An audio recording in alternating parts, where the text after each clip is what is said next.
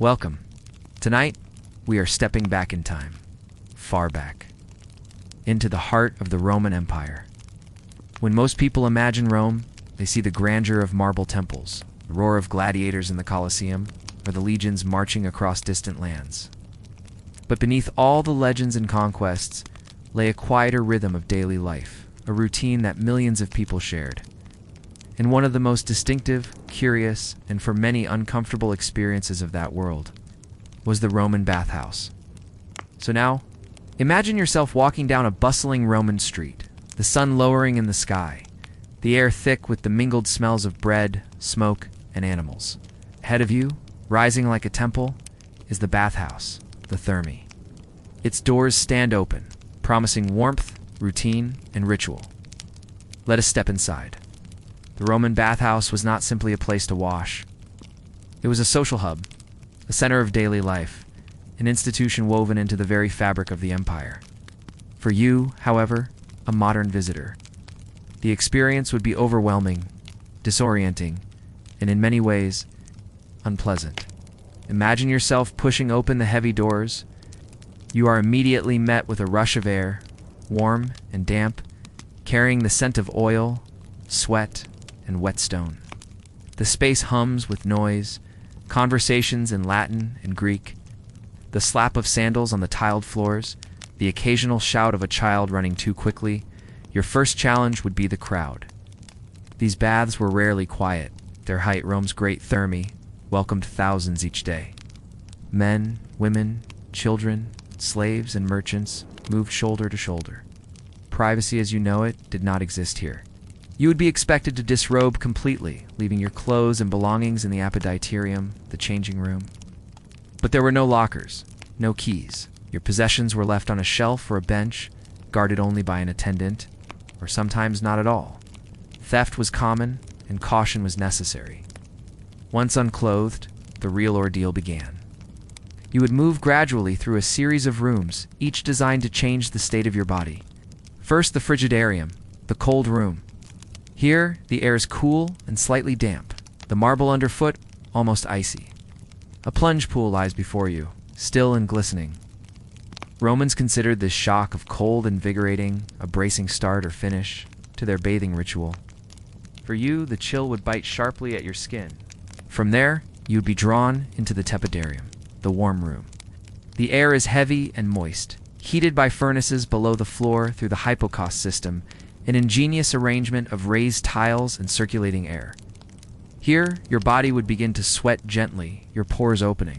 The warmth is pleasant at first, but the air is thick, difficult to breathe, filled with the mingled scents of perfumed oil and perspiration. And finally, the caldarium, the hot room. Here, the heat presses on you like a weight.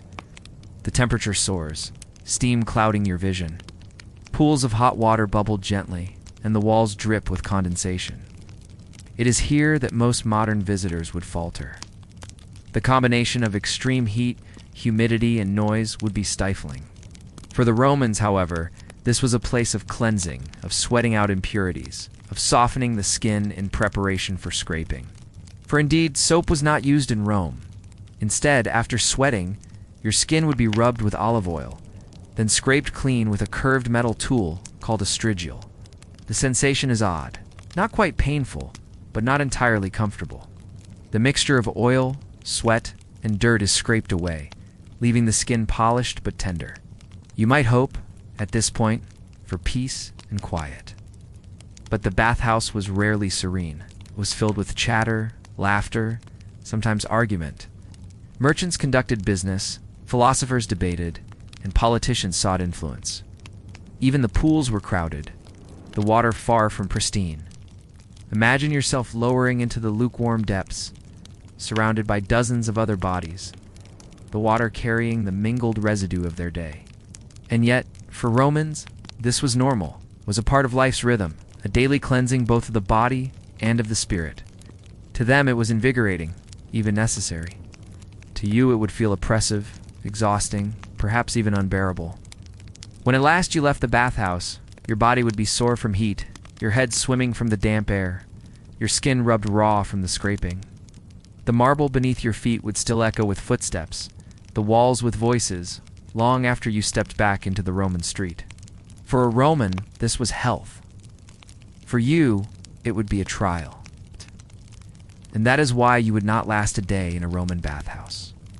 And yet, even in this discomfort, there is a certain fascination. For the bathhouse was not merely about washing. It was about being Roman. It was about belonging, about ritual, about the empire itself, distilled into stone chambers of heat and steam. As we leave this crowded space behind, let us turn our gaze from the ordinary citizen to the imperial throne. From the damp air of the Caldarium, we move to the gilded halls of power. For in the story of Emperor Commodus, we find another side of Rome. Not communal, but singular. Not soothing, but turbulent. From the crowded warmth of the bathhouse, let us step quietly into a different chamber of Rome. A space not filled with ordinary citizens, but with marble, gold, and whispers of power. This is the world of the emperor, the man at the very top of Rome's vast hierarchy. Among the many rulers who wore the purple, few stand out in quite the same way as Commodus. His story is one of privilege and excess, of strange obsessions and eventual downfall. And while his reign is remembered for turbulence and decline, tonight we will approach it calmly, slowly, peeling back the layers of his life, as though we are reading an old scroll by lamplight.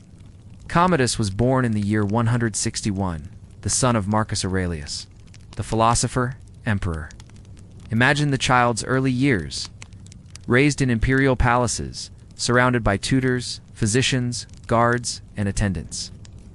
He was not simply a boy, but a symbol, the future of Rome itself. At the age of just 5, Commodus was granted the title of Caesar, marking him as heir. Even as a child, his presence was tied to ceremony. His tutors guided him through lessons in Greek and Latin, history, philosophy, and rhetoric. But where his father valued calm reflection, Commodus showed little interest in such pursuits. As a youth, he preferred physical activity, the feel of weapons in his hand, the spectacle of contests. Where Marcus Aurelius dreamed of stoic wisdom, Commodus dreamed of glory in the arena. In 177, still a teenager, Commodus was elevated to co-emperor beside his father. Soon after, Marcus Aurelius died on campaign in the north. At the age of only 18, Commodus stood alone as emperor of the Roman world. Imagine the weight of that sudden power.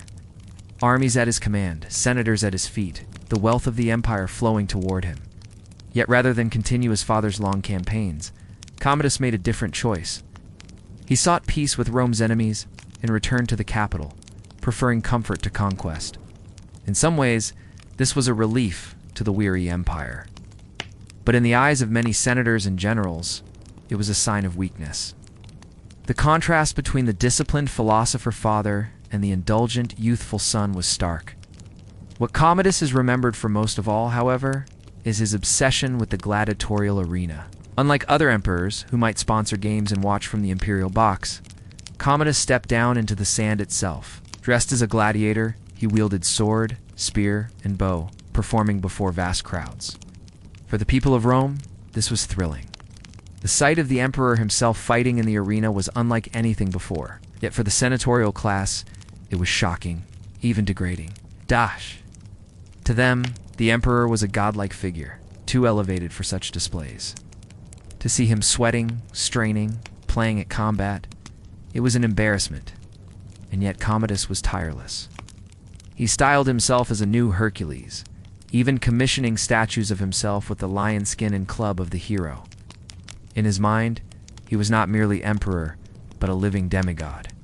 But beneath the spectacle, Rome suffered. Commodus grew increasingly detached from governance. Administration was left in the hands of favorites and corrupt officials. Assassination plots brewed within the palace walls. Paranoia grew. Those close to him often found themselves suddenly accused, exiled, or executed. The empire's stability wavered. Grain supplies faltered. The treasury was drained by games and displays. Still, Commodus sought adoration in the arena, renaming months after himself, even proposing to rename Rome itself as Colonia Commodiana, the colony of Commodus. By the year 192, discontent reached a breaking point. Whispers of conspiracy moved quietly through the corridors of power. His own household, those closest to him, grew desperate. It was not an army or a senate that finally ended Commodus' reign, but a conspiracy within his inner circle. On the last day of December, he was quietly assassinated, not in battle, not in spectacle, but in the silence of his private chambers. The man who had fancied himself Hercules, conqueror of beasts and gladiator of the people, died not with a roar, but with a murmur. In the days that followed, Commodus' name was condemned. Statues were toppled, his titles erased. Rome sought to forget the strange, unsettling reign of the gladiator emperor. And yet, his shadow lingered. The stories of his arena fights, his excesses, his obsession with myth and self-image lived on. Even now, centuries later, his life fascinates. Not because it was glorious, but because it was so peculiar, so very unlike the careful rulers who came before. And so, from the crowded heat of the bathhouse, we have wandered into the troubled reign of an emperor. From the sweat of common citizens to the obsessions of a ruler, we begin to see Rome's many layers, the ordinary and the extraordinary side by side. But history, like the baths themselves, holds yet another chamber. Beyond daily life, beyond politics, lies the realm of mystery, of what was buried, preserved, and rediscovered. Let us now leave the palace behind and turn toward one of the most haunting echoes of Rome ever uncovered. The city of Pompeii, caught forever in the last day of its life. Let us leave the imperial palaces behind and travel south, down the ancient Roman roads, through the countryside dotted with villas and farms, and toward the Bay of Naples. Here, 2,000 years ago, life carried on as it always had. Merchants bargained in the markets, farmers tended their fields, bakers prepared loaves for the public ovens. The city of Pompeii was alive with its usual rhythm, the rhythm of an ordinary Roman town. And then it stopped. Preserved in ash, sealed away for centuries, Pompeii became a city suspended in time. Today, as we walk through its silent streets, we see not ruins in the usual sense, but impressions of life itself. Houses still stand, their walls painted with vivid frescoes of gods, gardens, and daily scenes. Mosaics glitter faintly on the floors. Graffiti, carved or painted hastily, still clings to plaster walls, the voices of a people long gone. Imagine wandering down the Via della Bondanza, one of Pompeii's main streets. The paving stones are worn smooth by countless footsteps. Grooves cut deep into the surface show the paths of carts and wagons. On either side, narrow shops and taverns open to the street, wine counters, bakeries, and workshops. You can almost hear the murmur of conversation, the clatter of pottery, the barking of dogs. Yet, all is silent. Yet the air is still, the sky empty. The people are gone, and only their shapes remain, captured in plaster casts that echo their final moments. Yet, all is silent. The air is still, the sky empty. The people are gone, and only their shapes remain, captured in plaster casts that echo their final moments. The eruption of Mount Vesuvius in 79 CE was not the first time the volcano stirred, but it was the most devastating. At first, the people of Pompeii may not have realized the danger. Tremors were common in the region. The mountain was familiar, looming quietly on the horizon. When the eruption began, they might have thought it another passing disturbance. But then, the sky darkened. A great column of ash and pumice rose high into the air. The daylight dimmed, replaced by a strange twilight. Ash began to fall like snow, soft at first, then heavier, covering rooftops and streets. Imagine yourself there, stepping outside, looking upward. The air grows thick, gritty on your tongue. The sound of distant thunder rolls, but it is not thunder. It is the mountain tearing itself apart. Some fled immediately, gathering what they could carry. Others remained, trusting the storm would pass. Hour by hour, the weight of ash built. Roofs collapsed. Fires broke out. The air became more and more difficult to breathe. And then, in the final stage, came the pyroclastic surges, searing waves of heat and gas racing down the mountain, swallowing everything in their path. In those moments, lives ended not with awareness, but in sudden stillness. For centuries, Pompeii lay hidden beneath the earth. Over time, fields grew above it, villages spread, and the memory of the city faded into legend. It was not until the 18th century that excavations began, covering streets, houses, and gardens still standing, as though their inhabitants had only just departed. Archaeologists, and later historians, uncovered the details of daily life in a way almost unparalleled. Loaves of bread still lay in ovens, while jars of preserved fruit remained sealed. A dog's skeleton was found, chained near a doorway, and then there were the plaster casts. A technique developed in the 19th century. When voids in the ash were discovered, filled with fragile impressions of bodies, plaster was poured in, hardening into ghostly shapes. These revealed not statues, but real people, crouched, curled, reaching, the exact positions of their last moments. And yet, for all we know, questions linger. How much warning did they truly have? Why did some remain behind? How many managed to escape before the final surges struck?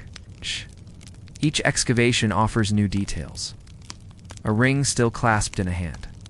A fresco newly revealed, a piece of jewelry or tool perfectly preserved. And each detail adds another layer to the story, while leaving mysteries intact. Pompeii and its neighbor, Herculaneum, are not only archaeological sites, they are time capsules of Roman life, revealing what people ate, how they decorated their homes, the games they played, the prayers they whispered to their household gods. But the silence that hangs over them today is profound. Wandering through Pompeii, the modern visitor is struck not only by what is seen, but by what is absent. The voices, the laughter, the daily noise of life. It is as though the city is holding its breath, forever waiting for its citizens to return. As we step back from the ash-covered streets, we are reminded of something essential. History is fragile. Whole worlds can be swept away in a single day. What remains are traces, impressions, fragments, echoes. Pompeii's mystery lies not in what destroyed it, but in what it preserved. A glimpse of an ordinary Roman day, interrupted forever. And so we leave the silent city, its frescoes and mosaics still glimmering faintly beneath the Italian sun. From the struggles of common Romans in the bathhouse, to the obsessions of an emperor, to the frozen echoes of Pompeii, we have wandered through many sides of Roman life. But there is yet another layer to explore. The lives not of ordinary citizens nor of rulers, but of those who lived at the very top of society's pyramid.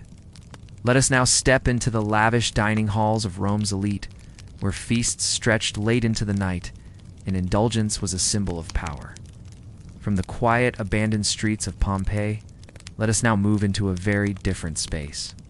Not the humble bathhouse, nor the silence of a ruined city, but the grand dining halls of Rome's aristocracy.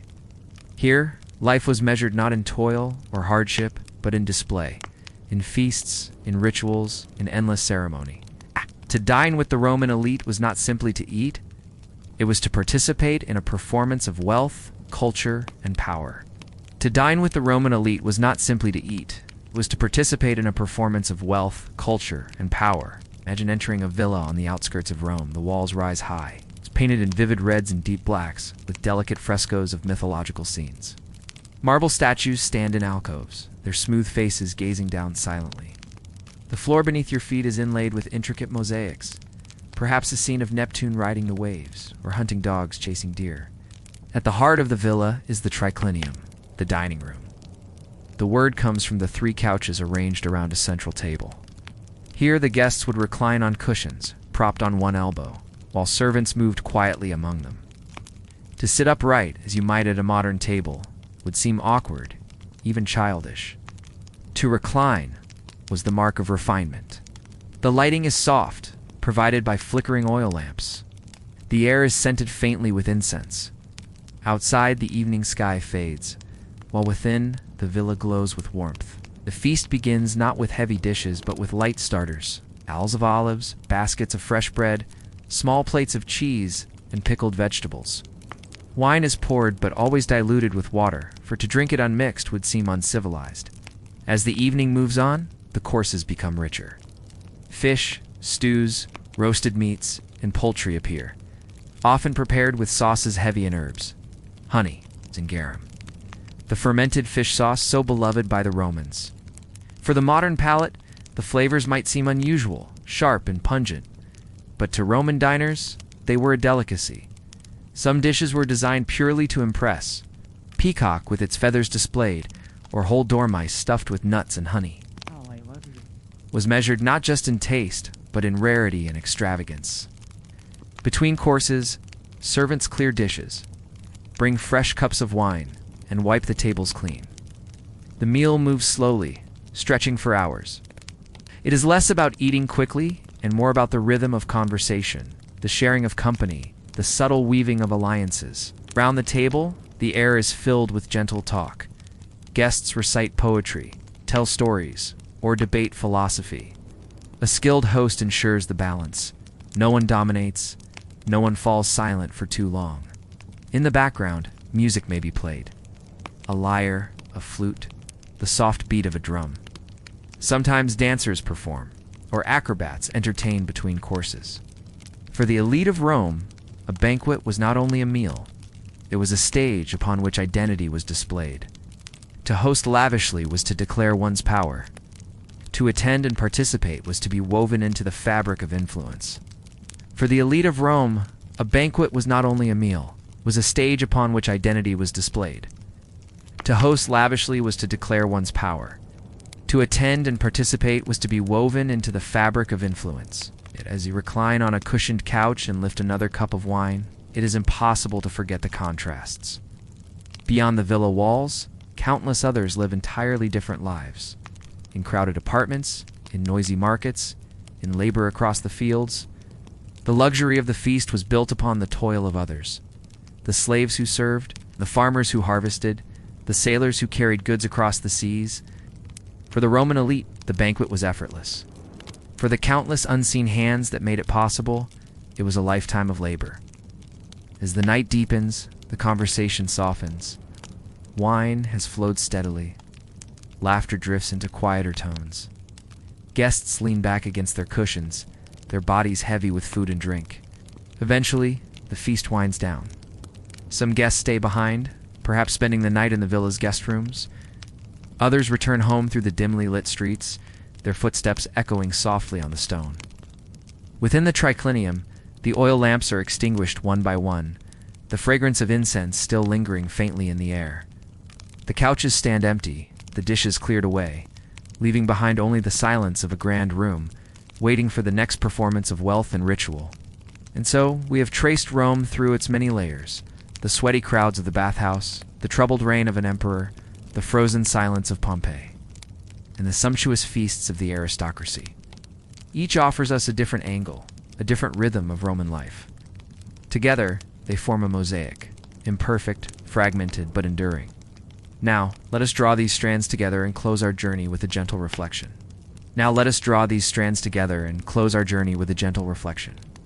We have wandered together through the many chambers of Rome, from the crowded bathhouse, thick with steam and noise, to the lonely figure of Emperor Commodus, grasping at divinity in the arena.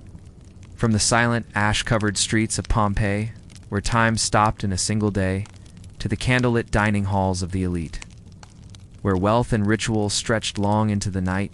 Each glimpse has shown us not the Rome of legend alone, but the Rome of daily experience. Crowded, uncomfortable, uncertain, and yet also magnificent, layered, and enduring.